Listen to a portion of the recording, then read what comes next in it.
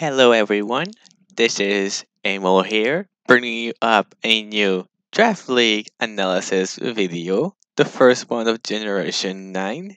Yes, the time has finally come, doing Wi-Fi League on Gen 9. Yeah, didn't do many upload of just Wi-Fi Battle, just didn't feel like it in the end, I did at least upload one. I technically had registered more. I just didn't feel like uploading them. That's just me being lazy. So, but it's fine. I play versus people that have gotten more views than me anyway. So, and they have better quality than me. But now we're gonna do something that I do have to upload, so I cannot be lazy about it. And yeah, I don't have slides because OBS was doing boo boo again, and I still didn't fix it yet. I don't remember how I did last time, so we're gonna do it the way I do it, as a backup, aka in game with the Pokemon. I have literally in game as a way of demonstrating what I have in the draft to make it simpler. I mean, they don't mind if we don't use the slide as long as we get the analysis done. It's all right. So this time we are joining the ranks of the BBR, also known as the Breejex Battle Royale. This is D-Race League. They're gonna play in it. We got invited normally as a backup, but in the end they decided to up the number of coaches, so I was able to slide in just fine.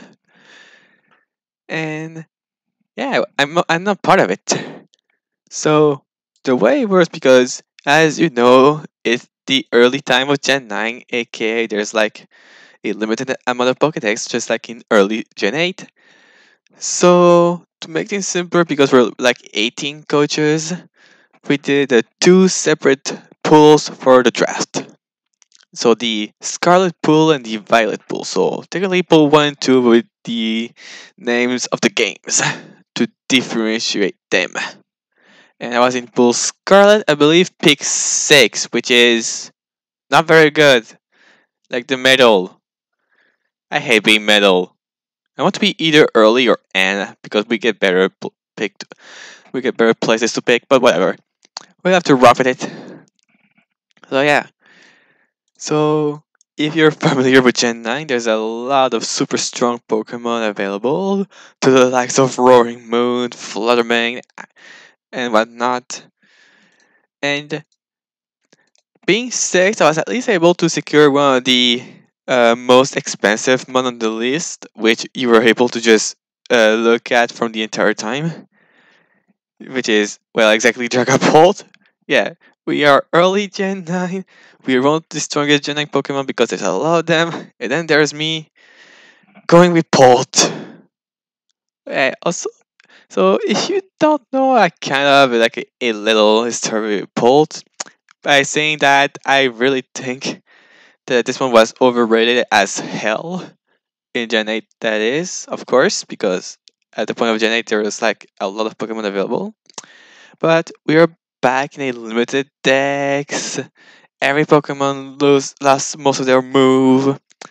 So I feel like that maybe, just maybe, now Pole is a very good Pokemon instead of like a good Pokemon, like I said I am.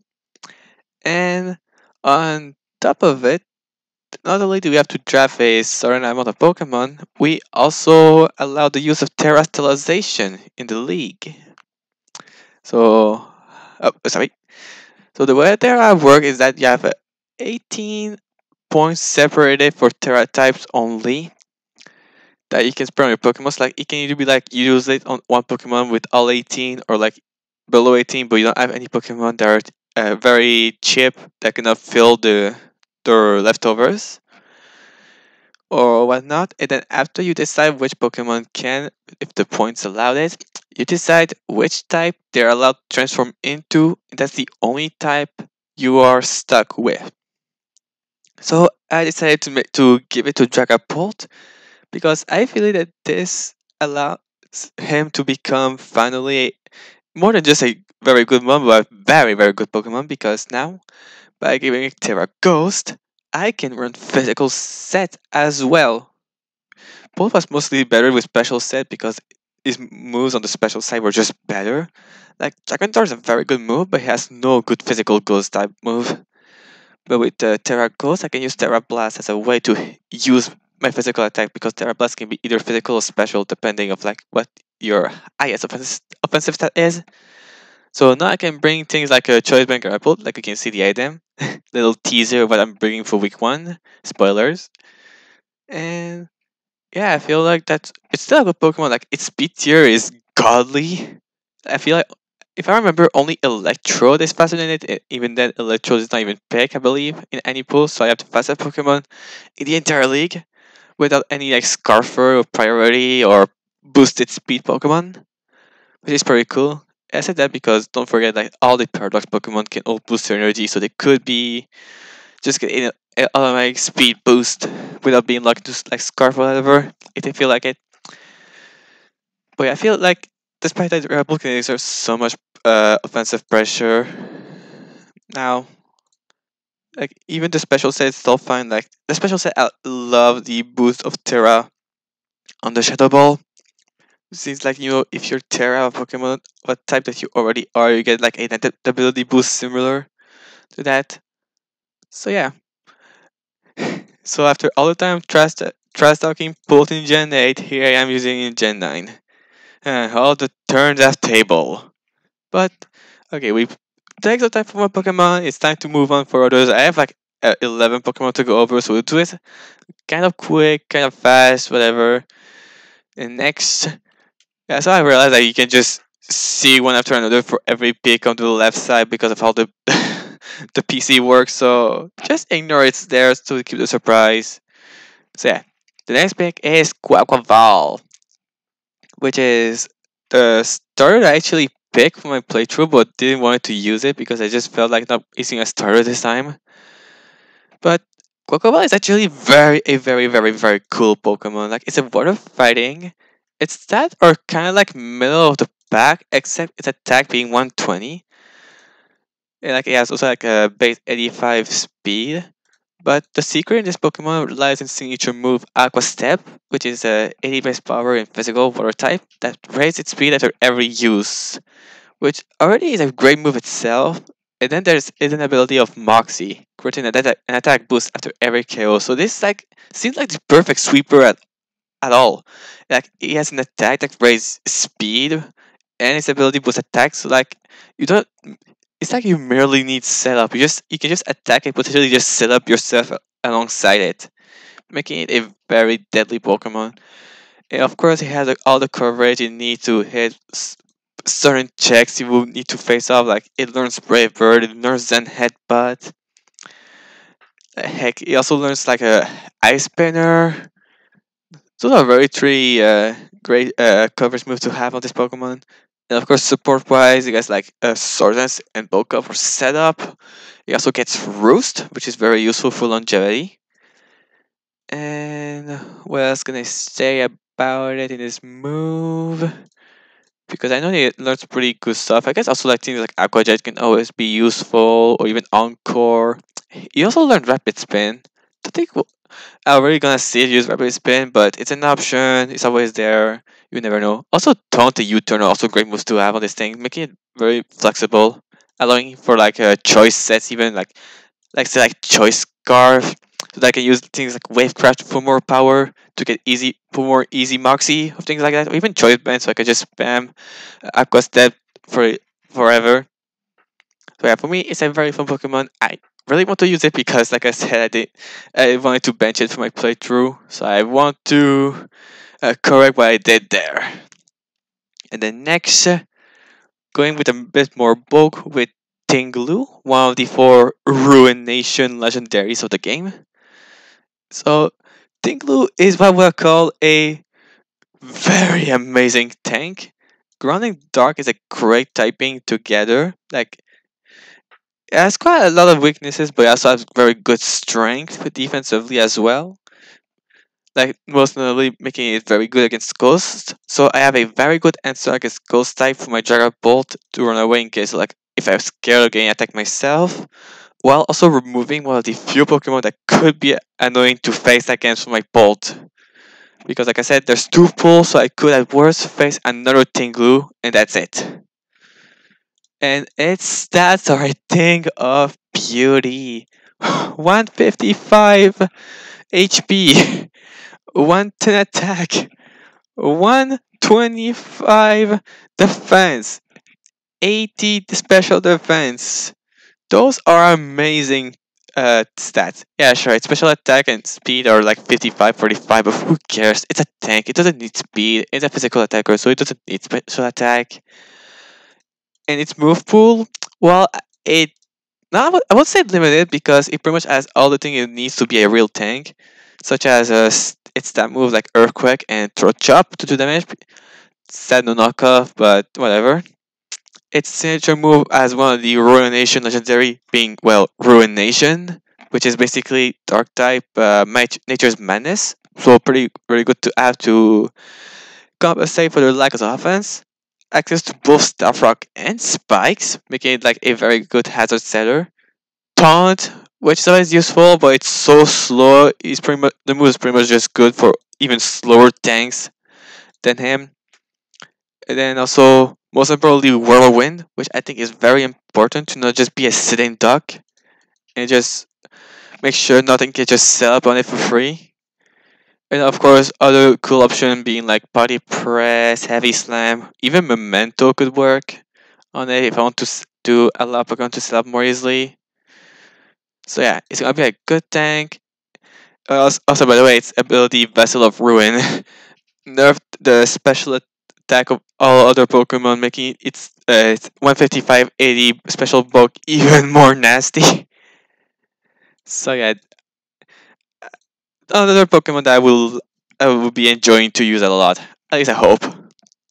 Then next to patch up more defense with one of the paradox Pokemon for the past being Screamtail, and so far as to say my Amolmon with my Amol stamp of approval on it. It's pretty much the Pokemon I drafted the most so far as all the leagues I am in right now for Gen 9. And it's kind of cool because it's a Jigglypuff, but it's actually so good. Psychic Fairy is it's pretty nasty defensively when you think about it. Like, when you get the role to use this typing defensively, it's actually very good. And even its stats make it so amazing. Like, its offenses are terrible, but in exchange, it gets 115 HP and also special defense, 99 defense, and even 111 speed. That's a speedy tank right there. And its bulk is higher than the likes of like Mew or whatever, because it just has one less defense point, but 15 more both HP and special defense, making it basically more bulky on both physical and special side compared to Mew. And of course, its support move pool is also very amazing. One of the few Pokemon with access to Wish, alongside with a high HP stat.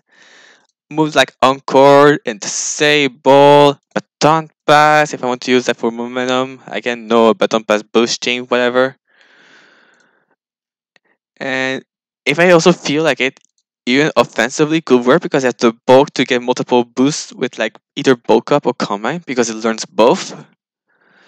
Also, Parry Song is a nice, like, it doesn't learn like any trap move, but Parry Song is just a nice move to add to like a don't set up on me option, because like I said, Screamtail has no immediate offense. Like if this Pokemon also would have gotten Seismic Toss, oh, it would have been so nasty. Actual offensive presence alongside great support, that would have been great. But alas, we're not in a perfect world for Screamtail. But beside that, it's still a great Pokemon. I want to use the daylight out of it as much as I can because I love it. It's Jigglypuff, but it's finally good. And then next, just trying to patch up some typing by grabbing Rotom Mo. I'm I'm a big Rotom fan because just even though it's typing, it's so annoying to deal with, especially with levitate. It's Stats leaves a lot to be desired. Like it's just like I need like I feel like always it needs match HP to make sure it doesn't take too much damage or whatever. And then like it also like wants some speed to outspeed what it wants to outspeed, and then it doesn't leave a lot for either special attack or either defenses. But again, the typing is annoying to deal with. Makes it like a good answer versus water type and whatnot, which can help for Quaquaval and Tiglu to break more easily. It's Romo. We all know what it does. It's more like I want to explain more what the Gen 9 Pokemon does because they're new. So I won't take long on Rotom. So next, new Pokemon in fact being Graphite. So the only poison normal type Pokemon there is, it's an interesting one. At first we all thought a stab wouldn't be good when we realized that this Pokemon is a fully evolved Pokemon, but its stats are surprisingly decent for what it is. Like it has mediocre bulk, but it's blazing. It's super fast with 110 speed, and 95 attack is nothing to sneeze at either. Also, it has awesome abilities. Unburden is nice, but I don't see him as a sweeper because it doesn't have the coverage for it. Though yeah, it does have some strong options like Gong Shot, but that's about it. Also Knockoff as well. But both Poison Touch and Prankster are awesome abilities to have. So like imagine like some U-turn or knockoff that can poison or whatnot. But especially Prankster. Like it learns Encore, Parting Shot, Taunt, whatnot. It's a great disruptor if needed. They can also do big damage because of stab, gong shot, and usable knockoff for a team. A It's gonna be a fun one to use, I believe. So yeah, that's all I'm gonna say because I'm trying to think like because the day I'm recording this is the day I watched like a Ames video where he did a show on live with Graphite, so I'm trying to remember what he did there. But yeah, that's Graphite for ya. So next, Arcanine. We know what Arcanine does. It's a fire type with good stats, intimidate. We have a great ability. It has great moves, both offensively and support wise, like the likes of Flare Blitz, Extreme Speed, Wild Charge, Play Rough, whatnot. And then support like Willow Wisp, Roar, Morning Sun. Yeah, it's just an all around good Pokemon. I like Arcanine. So I won't take long on you either because we all know what you do. Next, Fortress, one of the new old Pokemon returning that were in Gen 8. So basically, Fortress is an hazard machine. Set up all the hazards it can do, which seems weird because I have Tinglu that can do the same thing while not having a typing that makes it scared of fire removes. But you never know. Having multiple hazards setter can always be nice for more flexibilities on the team. So like one can focus on this, one can focus on that, or whatnot. So in case I do bring both, they can do either similar stuff, not to leave less pressure on them, or whatever. Little cool guy to have. Next, yes, this is a flamingo, but this is a deadly flamingo. This is my flamingo. Incredible offensive typing and flying and fighting. The fact that you find this thing so early in the game and its stats are so high makes it. I remember using this. It was such a carry, but competitively, if that might not be as impressive, but they're still pretty good. Like 115 attack, this thing packs a punch, and 90 speed is still not too bad at all. And of course, it has a great ability in Scrappy to be able to hit Ghost type with fighting move and be immune to Intimidate's attack drop.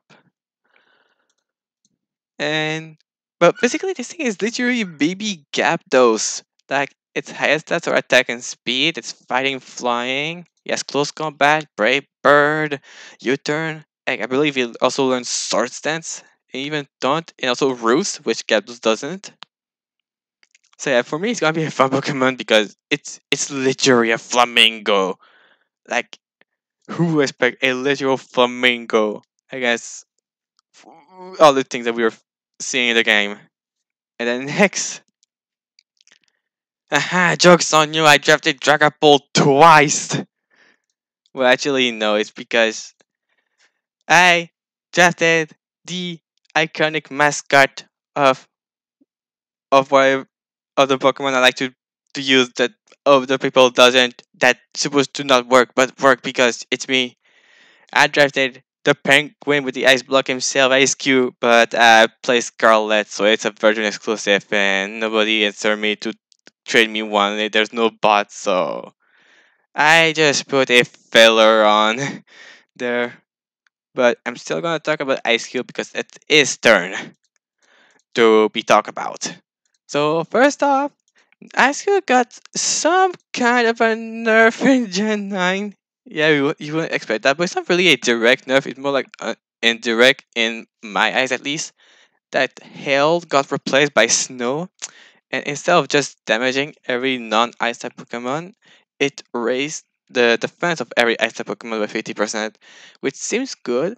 But for my Ice Cube, not really, because the set I used the most was the physical invincible wall that use hail as passive damage. So now that it's normal passive damage, that makes the set worse. But I guess it's not also the end of the world. Like, at least defense boost is useful if I don't have an ice face on. And offensively, I guess it got Ice Spinner as a way that it might be weaker than Icicle Crush, but it's more accurate. But beside that, Ice Cube is still Ice Cube beside those changes. So I feel like it's gonna be a bit harder to make use out of it, not like the defensive set that I created to get hit. But I feel like it can still work. I just need to find good opportunity for it because it might be a penguin, but it's my penguin, and I love him. I love him so much. I want him to be amazing because it's me. And to finish off the draft after 20 minutes of explanation, Espeon, which is more like more just like filler because I had just like a few points left. There was like nothing that interested me in the lower tier, so I just like, why not Espeon, because magic bounce and it's an offensive Sakai type where Screamtail is more support. You never know, that can help. So yeah, and that was the last Pokemon of the draft. Your Montreal Scroobies are set to take on the BBR. So I will see you guys another time for week 1. And I hope you will enjoy my presence. If you're not, then, well, I'm sorry, I'm here, so deal with it. So, goodbye, everyone. I will talk to you guys later.